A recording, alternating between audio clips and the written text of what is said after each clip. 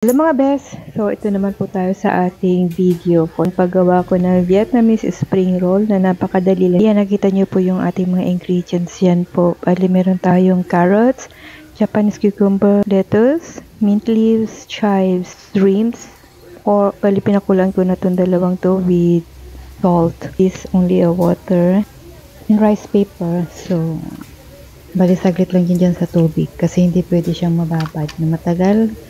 Gawa ng magiging siyang bilis siyang mapunit. Siyempre meron din tayong sutanghon or you can also use bihon. Whichever you like to use, you can do so.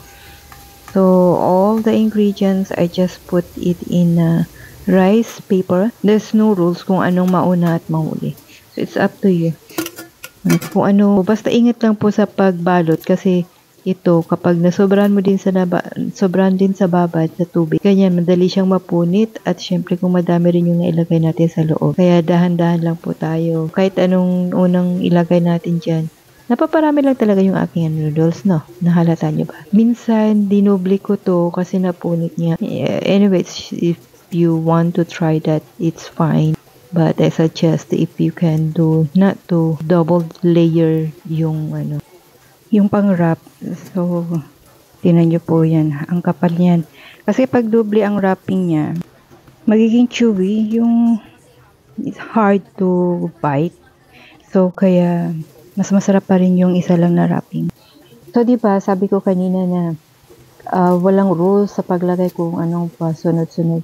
But syempre kung if you want it to be uniform, so syempre sunod-sunod yung may sequence kung anong susunod na ilalagay mo sa wrapping. Kaya it's up to you guys kung anong. But anyway, masarap po siya kahit na kasi nandiyan naman lahat ng mga ingredients sa loob.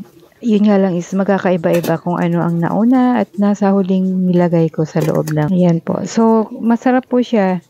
Try nyo din. Sigurado magugustuhan nyo itong Vietnamese spring rolls. Lalo yung mga may hilig sa mga salad lang. So, ayan po. Na fresh. Ayan. So, thank you for watching guys. And keep safe. And comment down below kung anong gusto nyo makita ng lulutuin ko or any suggestions. Or, I will try to make it for you guys. And thank you. See you again next time on my next video. Please. And I just want to say thank you Jesus for the great video again. And thank you din sa mga nagsusupport sa akin na manood ng aking mga videos.